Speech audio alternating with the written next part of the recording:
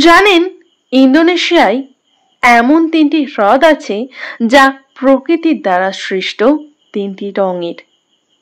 কিন্তু কেন এই রকম রং, সেই নিয়েই আজকে আমাদের ভিডিও। নমস্কার, আমি বিথিকা। আপনারা আছেন গল্পে বিথিকা ইউটিউব চ্যানেলের সাথে। আশা করছি আপনারা আমার ভিডিওতে একটা করে লাইক করে দিয়েছেন। আজকে আমি আমার ভিডিওতে ইন্দোনেশিয়ার এই 3টি হ্রদ সম্পর্কে বিশেষ কিছু তথ্য আপনাদের সামনে তুলে ধরার চেষ্টা করব।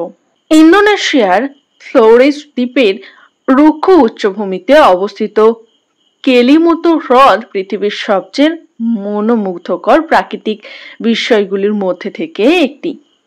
কেলিমুতু পর্বতের চূড়ায় 3টি গর্তে হ্রদের পাশাপাশি অবস্থিত প্রতিটি রঙের হ্রদ বিভিন্ন রঙের।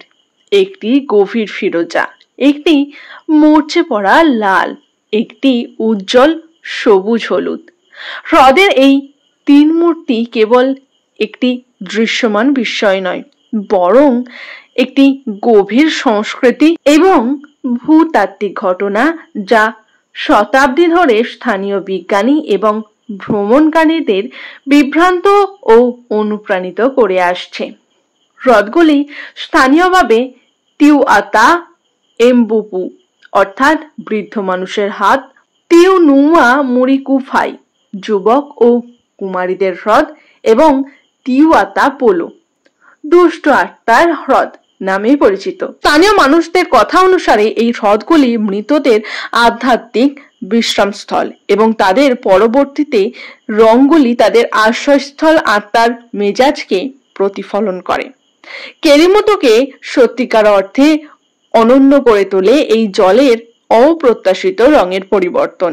এই রূপান্তরগুলি হ্রদের খনিজ সমৃদ্ধ জলের সাথে মিথস্ক্রিয়া করে ভূপৃষ্ঠের নিচে আগ্নেয়গিরির গ্যাসের দ্বারা সৃষ্ট জটিল রাসায়নিক বিক্রিয়ার কারণে ঘটে।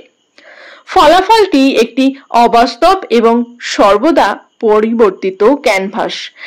কখনো কখনো 3টি হ্রদ একসাথে রং পরিবর্তন করে, অন্য সময় কেবল একটি রূপান্তরিত হয়। রহস্যের অনুভূতি আরো গভীর করে। বিজ্ঞানীরা কয়েক দশক ধরে এই হ্রদগুলি অধ্যয়ন করছেন, কিন্তু তারা এখনো পুরোপুরি ভবিষ্যৎবাণী করতে পারেন না যে কখন এবং কেন রং পরিবর্তন হবে। এটি স্থানীয়দেরকে ঘিরে থাকা আধ্যাত্মিক আভাকে আরো বাড়িয়ে তোলে। গ্রামবাসীরা প্রায়শই শ্রদ্ধার সাথে হ্রদের কাছে যান, নৈবেদ্য ত্যাগ করেন এবং এলাকাটিকে পবিত্র বলে মনে করেন। উদীয়মান সূর্যের রঙের ক্যালিডোস্কোপে হ্রদগুলিকে প্রজ্বলিত করার সাথে সাথে কুয়াশা গর্তের ওপর দিয়ে প্রবাহিত হয়। নীরবতা কেবল বাতাস এবং গ্রীষ্মমণ্ডলীয় পাখির দূরবর্তী ডাক দ্বারা ভেঙে যায়, যা দৃশ্যের স্বপ্নের মতো পরিবেশকে আরো বাড়িয়ে তোলে।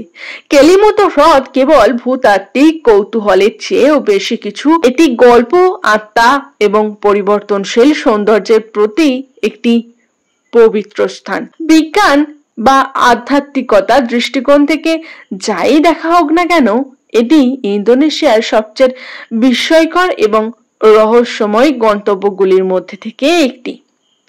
কেমন লাগলো ইন্দোনেশিয়ার এই 3টি হ্রদ সম্পর্কে জেনে? আমাকে কমেন্ট করে জানাতে কিন্তু একদম ভুলবেন না।